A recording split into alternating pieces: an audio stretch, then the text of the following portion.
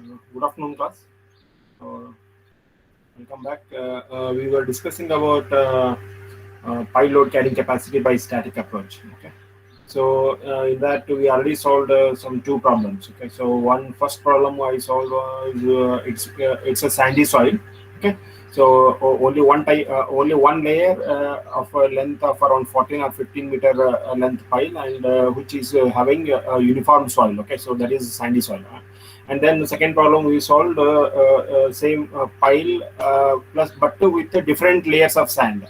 Okay, so like first layer was like these loose sand, and then middle layer was medium sand, and then third layer was a dense sand. Okay, so it was having a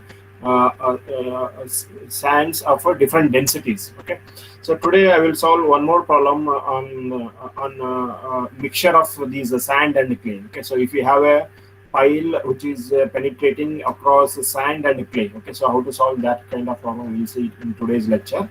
And then after completing that problem I will discuss about these pile load tests. Okay, so already we initiated a pile load test in my previous class. Today I am planning to complete that, and then if time permits we will go to the dynamic approach to calculate the load carrying capacity of the pile. Okay, so first take that problem. So everybody can see my whiteboard, and as well as can you hear my voice? Yes, sir. Okay, thank you. So first I will draw the pile here. Hmm? Along with me, please write down, take down, and then take your calculator also. So pile is here. Okay, so the ground level.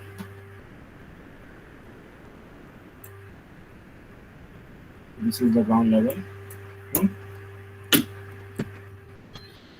And first layer is a medium dense sand. Hmm? Of depth of 5 meter, and then second layer is uh, uh, clay.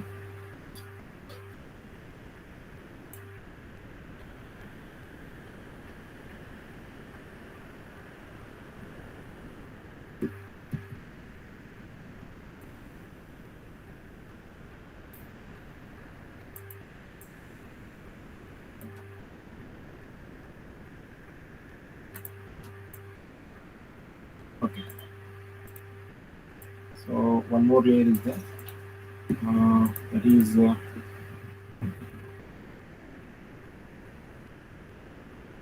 okay.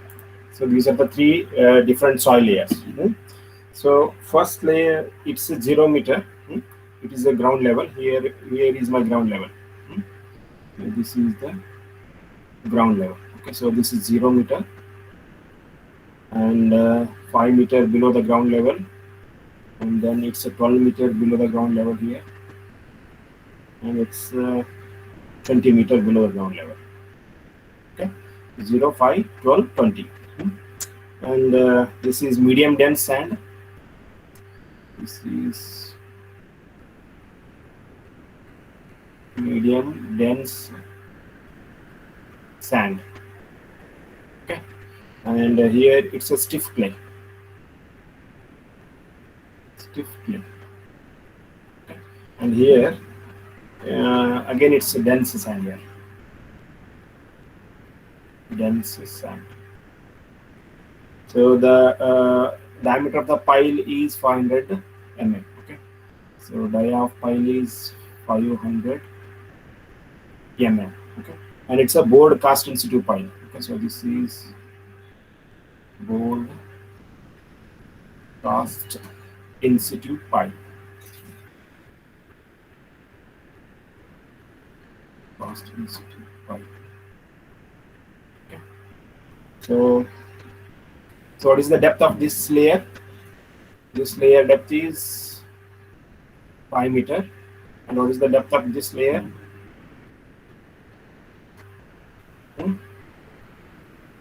So this is 5 minus 12. Okay, so 5 minus 12 is around 7 meter, and This is 20 minus 12 meter is around 8 meter. Okay, this is the 8 meter. And the properties given are, see, the water table is at the ground level. Water table they are taking at the ground level. So the properties are that saturated density of sand is right here, gamma sat of sand. So I think it's not visible. I'll write it somewhere here. And right here, gamma sat is equal to 20 kilonewton per meter cube. 20 kilonewton per meter cube. Okay, and the angle of internal friction, that is phi, is equal to 33 degree. Okay, so and stiff clay, the stiff clay undrained cohesion they given Cu is equal to around 80 kilopascal. And again gamma sat is 20 kilonewton per meter cube.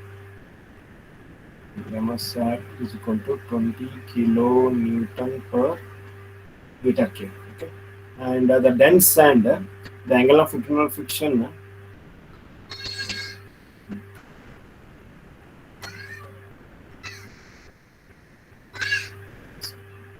so dense sand, the phi is equal to 36 degree. Okay, and the saturated density, that is gamma sat is equal to 20 kilonewton per meter cube. And the delta, okay, so delta usually if you follow IS 2911, they will tell you delta is almost equal to the phi value. Okay, but in this problem they are asking you to take around 2/3 of phi value. Okay, so that both are same. Okay, so some researchers, what they will tell, they will ask you to take 2/3 of phi value. Okay, so this delta, some researchers they will tell delta is equal to phi value. Okay, so I am considering here 2/3 of phi. So 2/3 of phi, that is 36 of 2/3 is 20 degree. Not 20, 24 degree. Okay, so here also the delta is 2/3 of 33 is 22 degree. Okay, so these are the details they are given in the problem.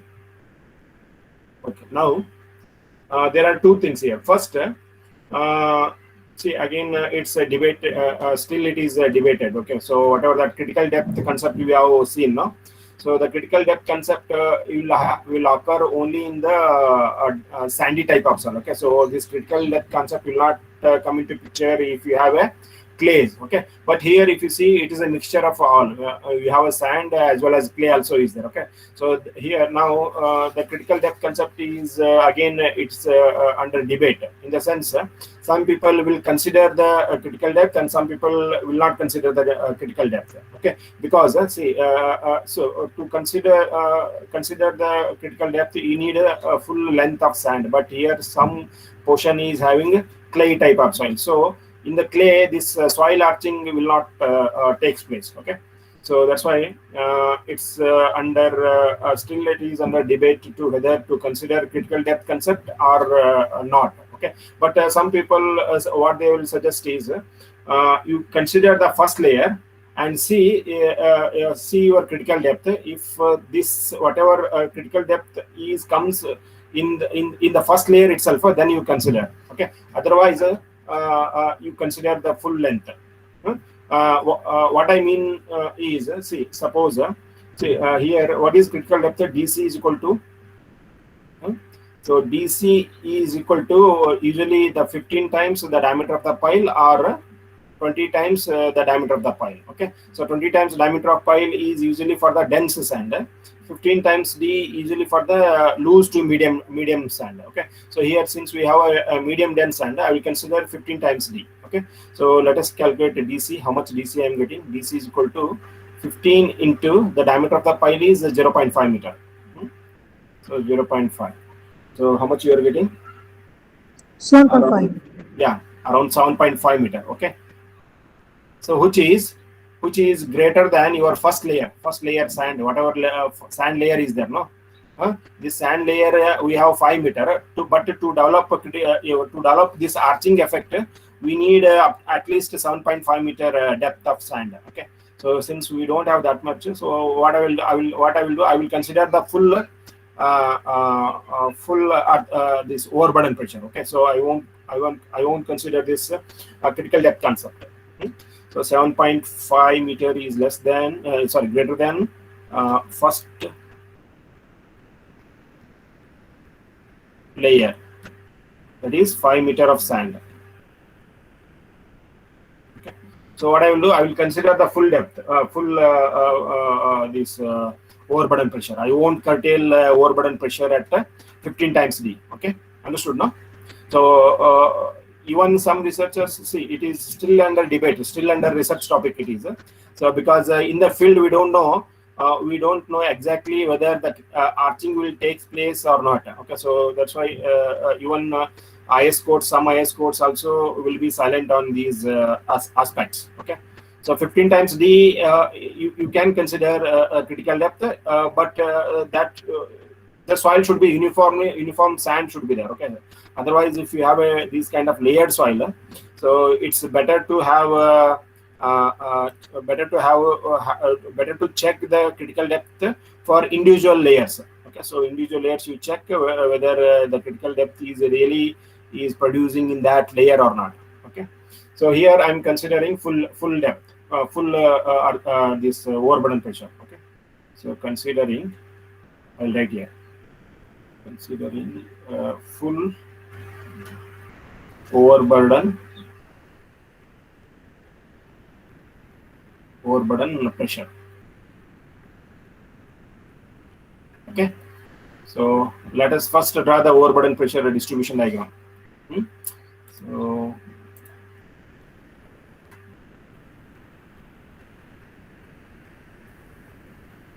So first 5 meter, what is the pressure distribution? Tell me. This is 5 meter. So this is 20. It is under submerged condition, right? So I have to take the effective weight. 20 minus 10 is 10. Okay.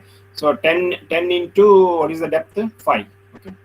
So this is 10 into 5, which is 50 kilonewton per meter square. Okay. Then for this level. Okay. So this is at 7 meter. This is 5. This is 7. Okay. So at 7 meter depth from this first layer.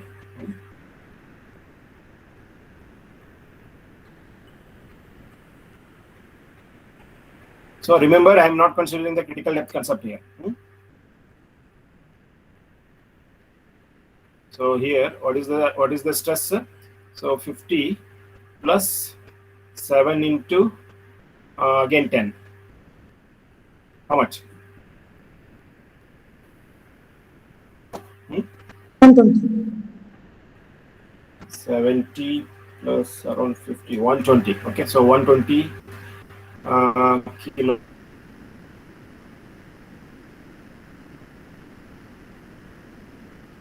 Newton per meter square. Okay. Then so at this level, at 8 meter from the or else at 20 meter depth. Okay. This I'll consider. I will write these numbers. Instead of 7 meter. So this is at a depth of 12 meter, and this is a depth of 20 meter. So tell me how much you are getting here. This is 120 plus 20 minus 10 is 10. 10 into 8. How much? 200. 200. 200. 200 kilonewton per meter square. Okay. Yes. Okay. So this is how, what is the pressure distribution. Okay. So first, what I will do, I will calculate the end bearing. So here, first I will calculate the end bearing. Calculate the QBU.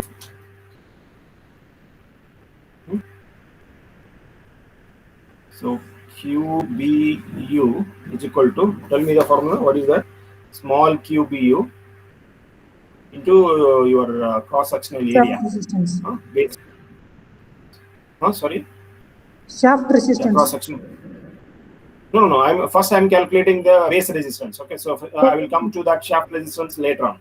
Okay, first I will calculate the base resistance. Okay, so BU, so QBU into AB.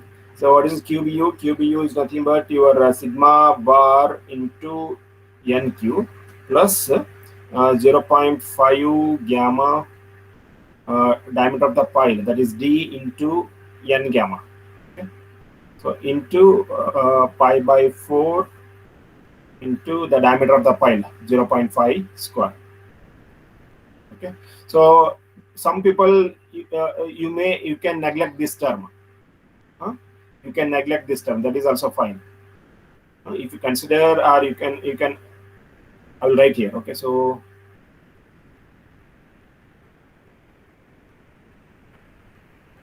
can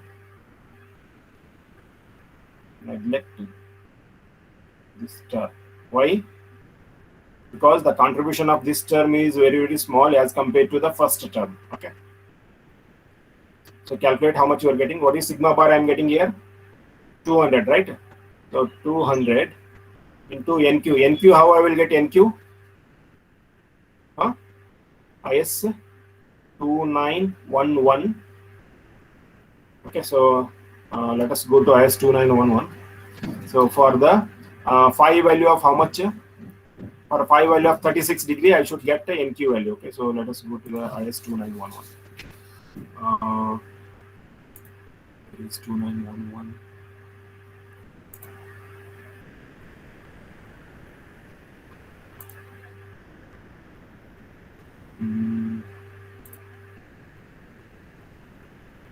Yes, here, file formations. IS course. So this is a board pile, right? So this is the board pile. So I think section 1 is for board pile, right?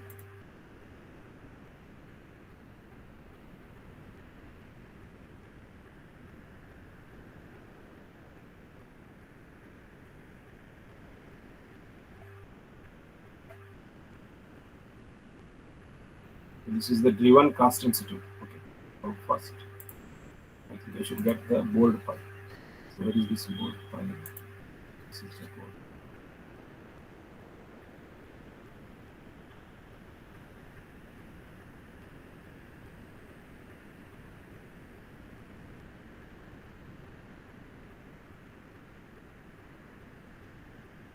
So my system becomes slow here.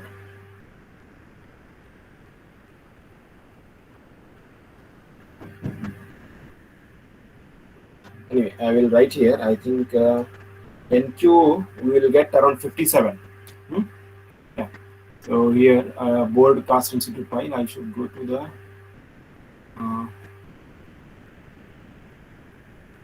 this.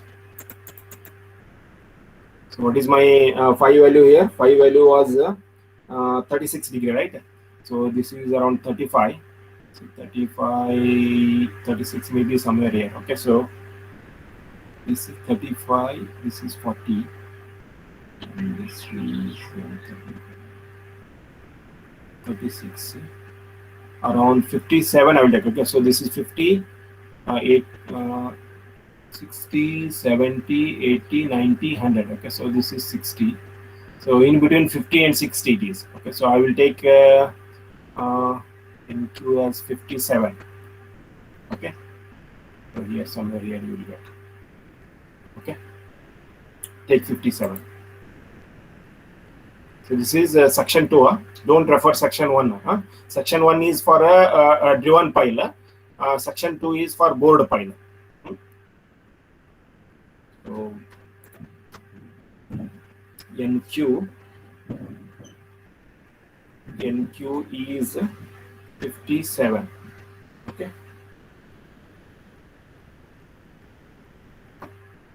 So 20 into 57. 20 into 57.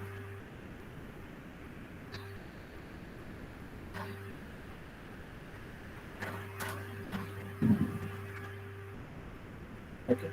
So this plus so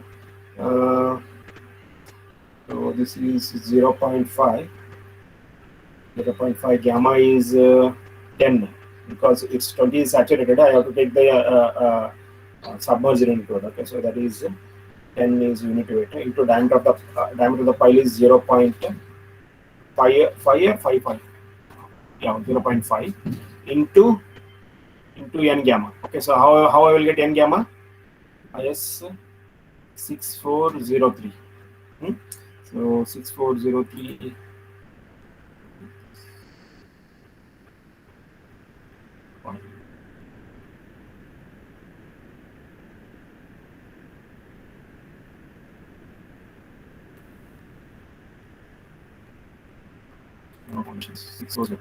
I should get n.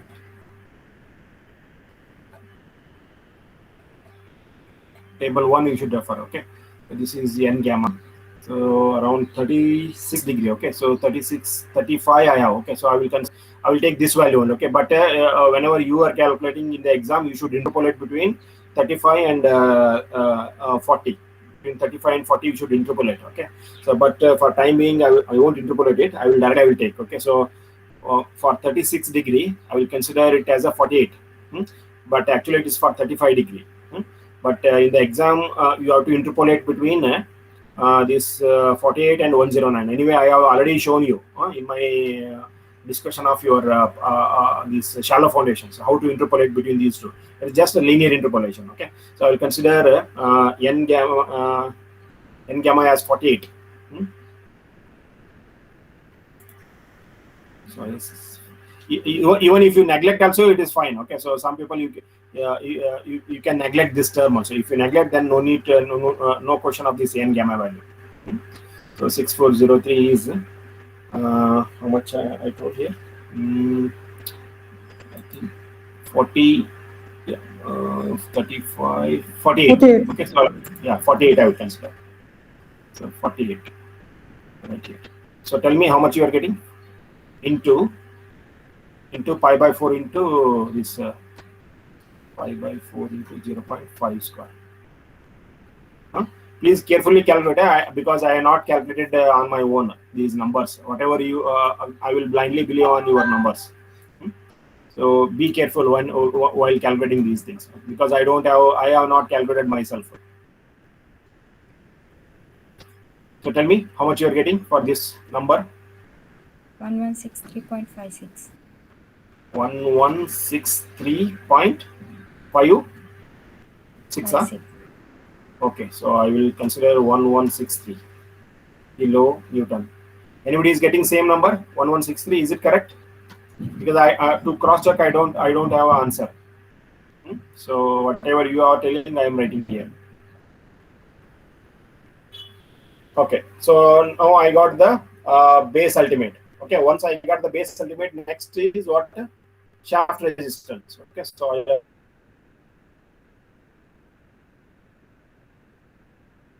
have to calculate the shaft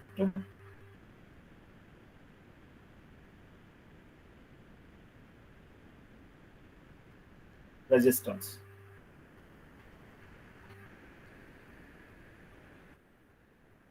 Okay, that is QSU.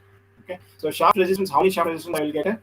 The shaft resistance by this is first shaft resistance. Okay, so here.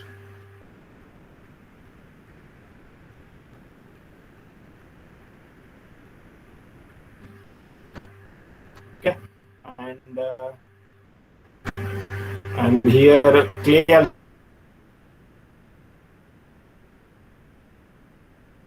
So I will in the clay layer also I will get this shaft resistance.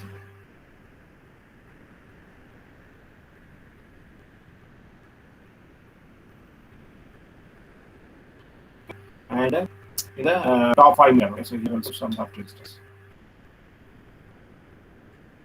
Okay, so first I will calculate for the 8 meter depth.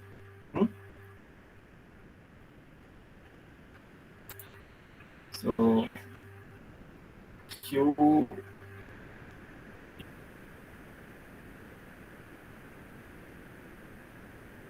SU1.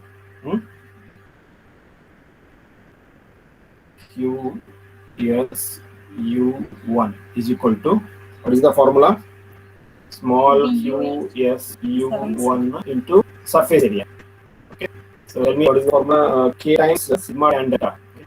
So K times sigma bar average into tan delta into surface area. Okay, so K value, so Q is wrong. This is somebody. Okay, so you be careful while doing this. It's a simple calculation. So 247. What? Which one you are in? This QU. 247.40. Yeah, 247. I will keep kilonewton. Huh? So you check among yourself. Okay, which is correct? Because I have not calculated this. Anyway, if you want, I will calculate, because otherwise it will be, I think time will be wasted here if I keep on doing the calculation here. Okay, so I will anyway I will check here. I will cross check it later on, and then I will edit this. Okay, so in the final when I will send this finally the PDF version, then you can check.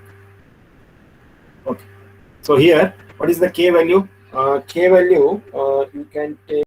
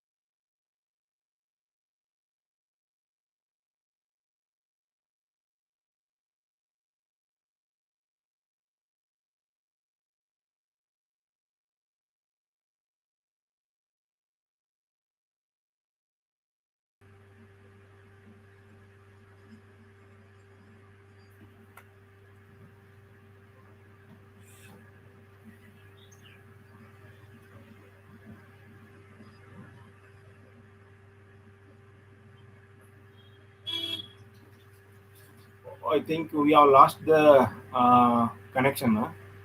Sorry, it's become headache. Yeah. In between, it is lost. We are losing the connection. I am not able to come to know. Huh?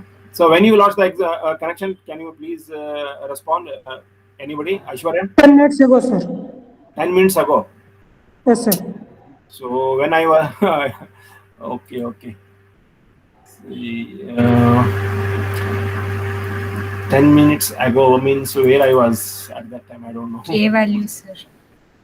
During K value, huh? Yes, sir. 1 minute. Yeah. For the third portion, this portion while calculating this portion, right? While You are calculating this not portion, presenting the screens. Oh, 1 minute. This network is a big problem here.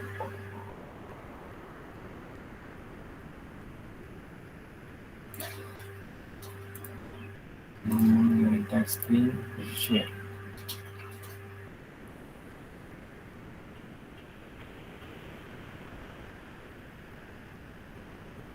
Okay. Now can you see the screen? Please respond. Can Yes, you see sir. the screen now? Yeah. So during this stage, I think we lost the connection, right? While calculating this part. Is it true? Please respond. When we lost the connection? The K value, sir. Yeah, K value is this K value? Prior to this, sir. Prior to Prior this. to this. Okay. Oh my God. This K value. Right? Yes, sir. Okay. So see this part anyway, it is a straightforward. Okay. So it's a sandy type of soil. So you can calculate. Okay. So here in between we have a clay type of soil, right? So in the clay, the formula to calculate the skin friction is little bit different here. Okay. So alpha times Ci. So you will get this answer, and then so at the top layer we have a sand, right? So again at the top also we have a sand. So again the formula is same, K times your sigma AV into tan delta into AS. Okay. So I think it is a straightforward. Okay. So there should not be any issue at all in understanding this problem. Huh? So you want any clarification from this part, whichever we have missed during the these connection during this network issue? Any clarification you need from this part? So if it is well and good, then I will go to the next portion.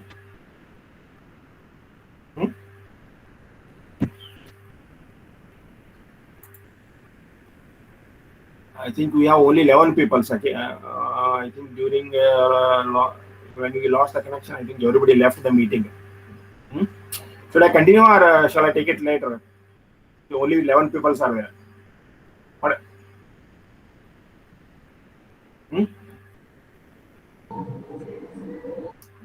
Tell me. You take any theory part, sir? Shall I take a theory part? Okay. Okay.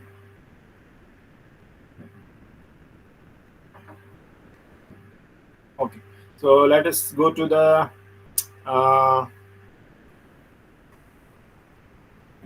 these theory part. We are somewhere here. Yeah, is pile testing, load test on piles.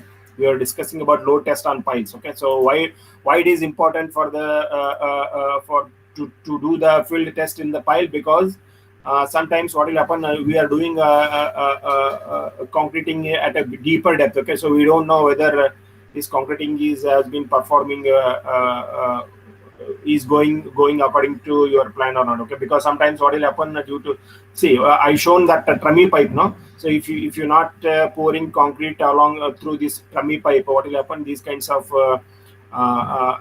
these what do you call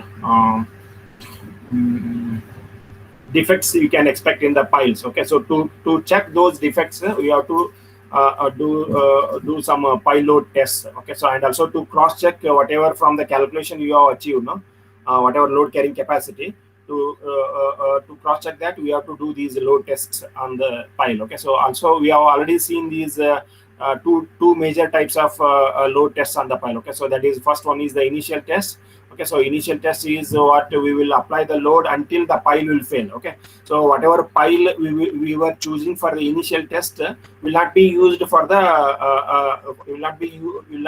it will not participate in load carrying mechanism from your superstructure. Okay, so that means you are casting some piles, extra piles you have to cast. Okay, so on those extra piles you will do these initial tests. Okay, so in the initial test you will apply the load until the pile will fail. Okay, and routine tests are nothing but they are you will apply the load up to 50% of your design load. That means you won't apply the load till the pile will fail. Okay, so these piles, whatever piles you are choosing for the routine test, no, they will actually participate in the load carrying mechanism from your superstructure. Okay, so that means you should not harm those piles. Whatever piles you are choosing for the routine test.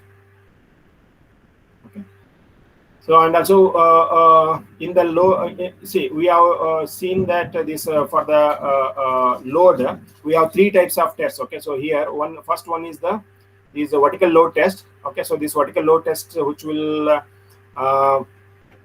calculate which will tell you the vertical load carrying capacity. Okay, so those tests are called vertical load test. Okay, and also there are some tests which will evaluate your lateral load capacity of the pile.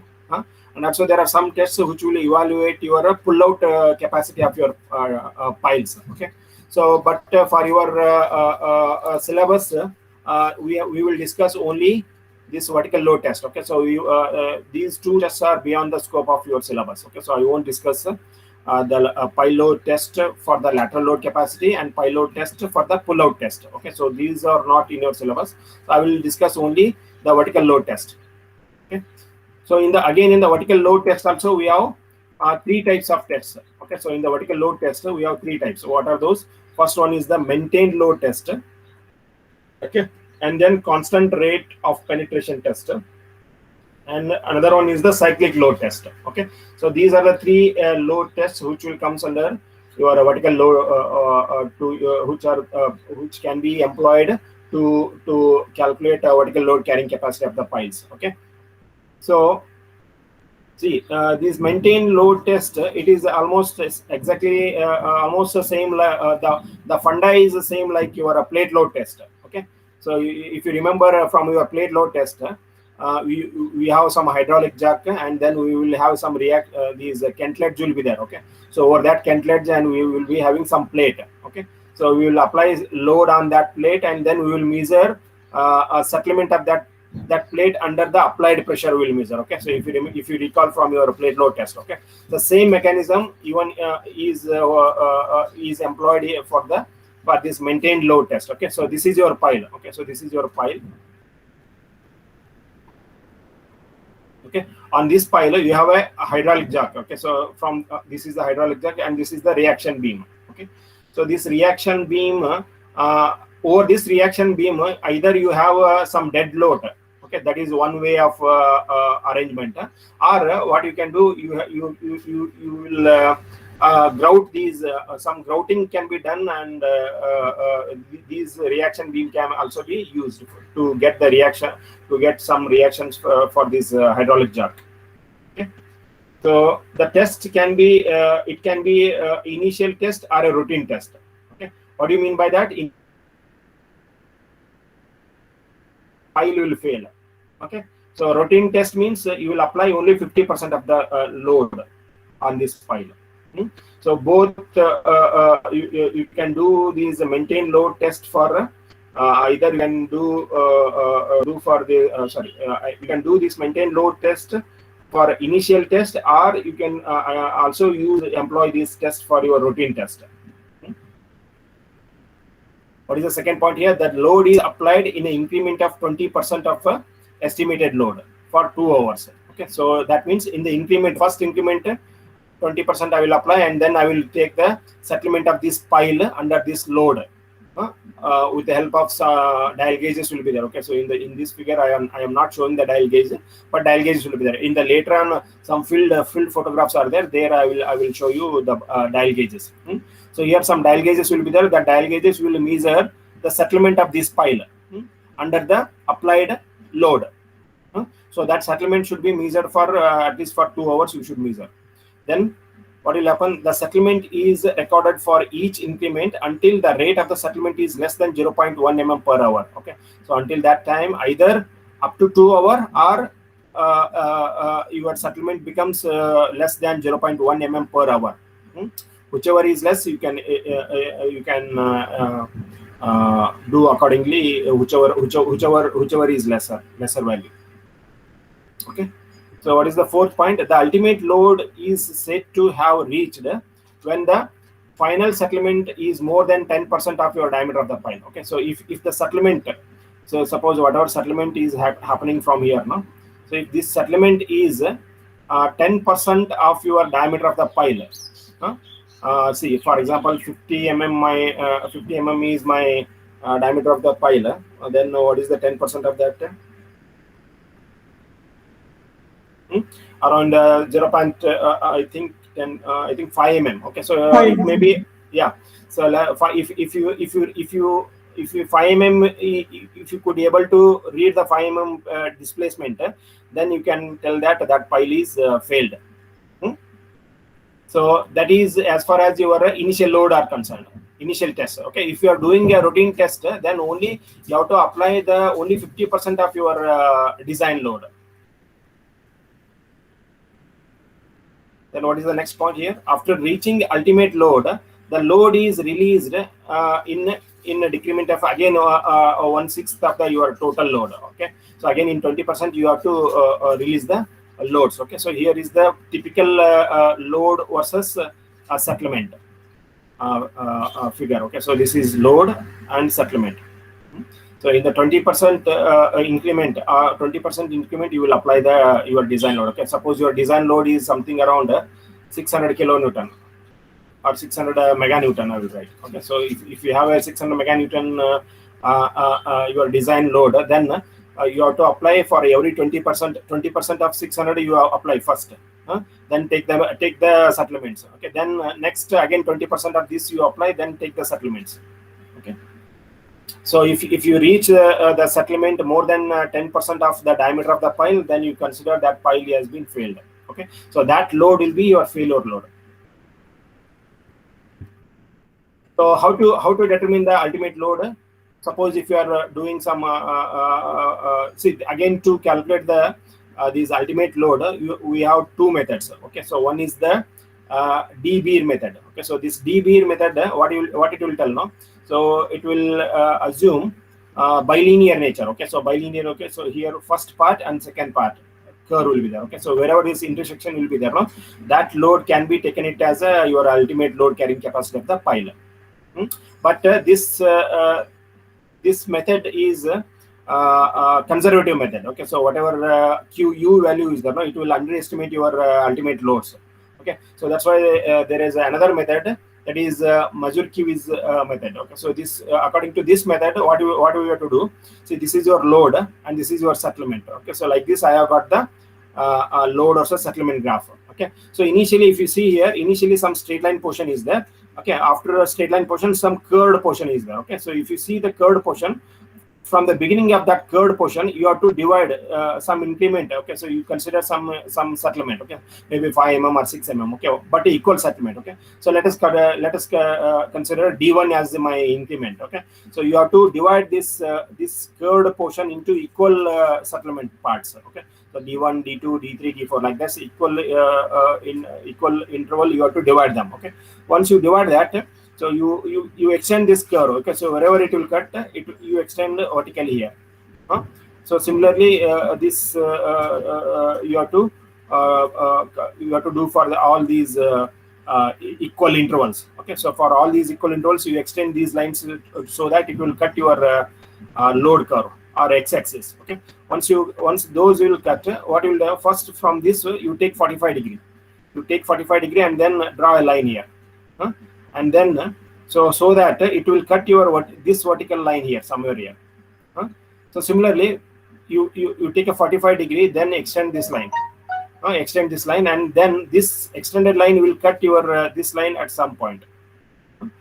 Again, from this point you take a 45 degree, and it will cut your next vertical line somewhere here. Okay, so you will get a series of points. You will get like this. Okay, once you get this series of points, you join them. So wherever this line is there, this line wherever it will cut your x-axis, that is my QU value. That is ultimate load carrying capacity of the pile. Okay, so this method is called as Mazur-Kiewicz method. Okay, so this is a relatively accurate method as compared to your De Beer method. Okay, so this De Beer method will give you a conservative value. That means it will underestimate your pile load carrying capacity of the load carrying capacity of the pile.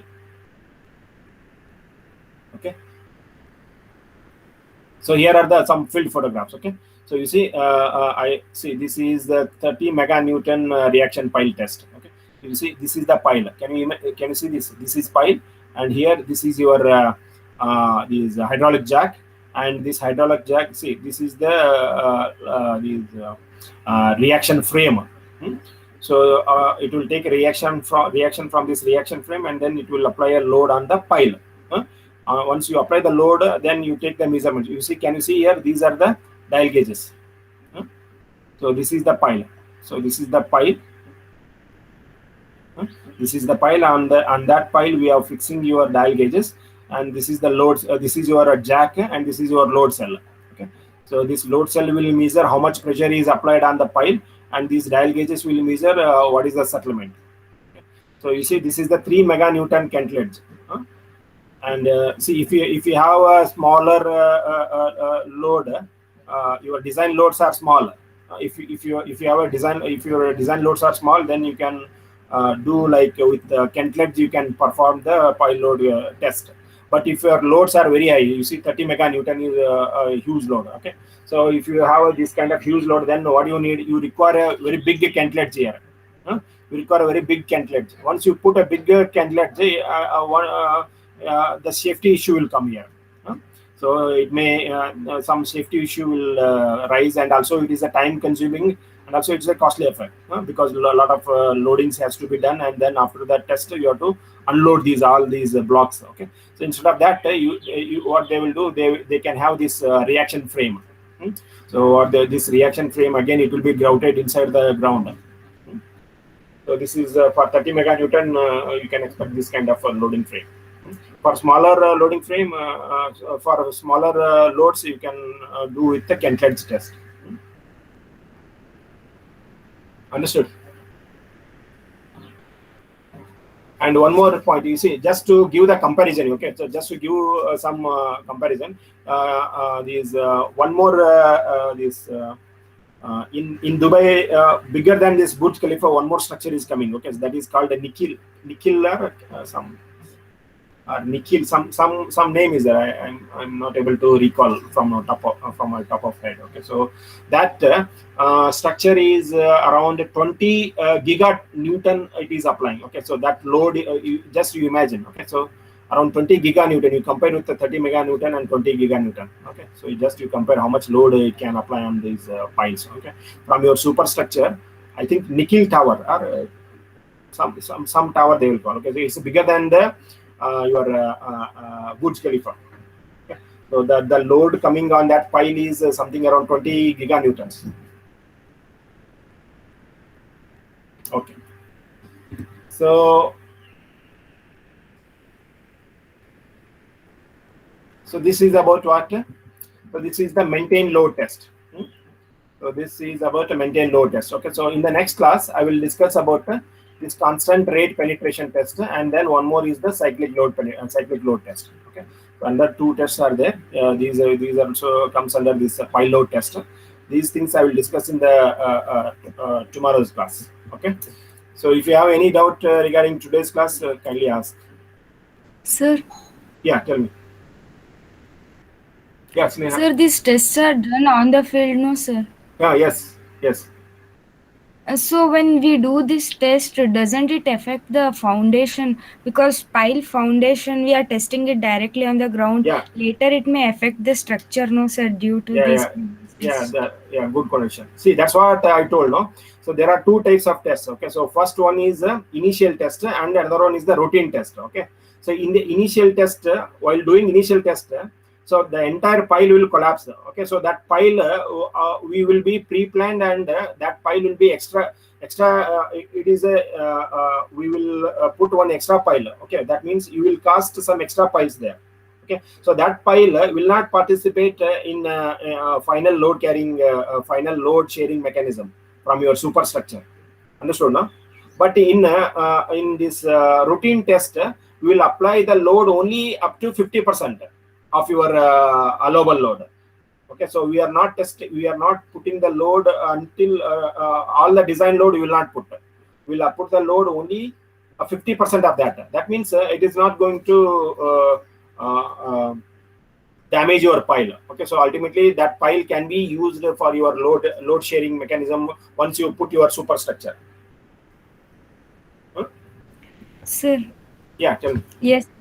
Also, sir, in the previous module of shallow foundation, sir, yeah, you had gave explanation about Eiffel Tower, no, sir?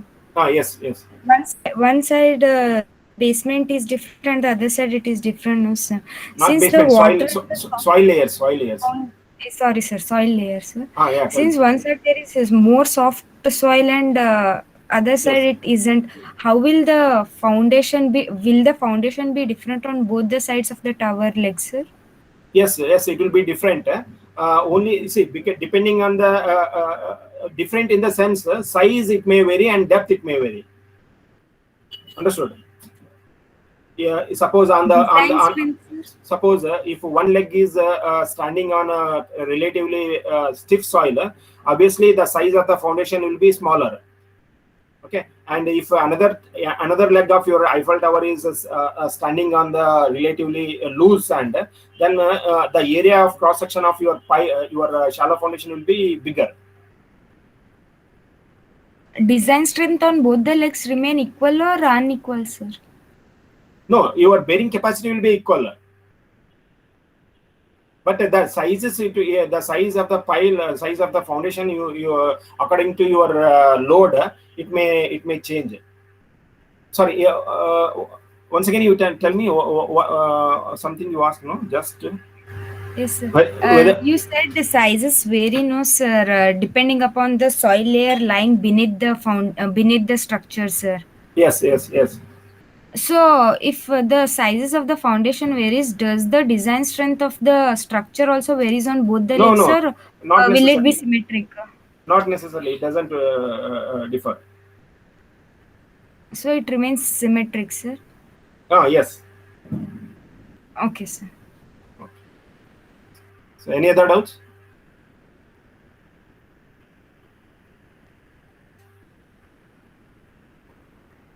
Okay. So, I will stop recording here.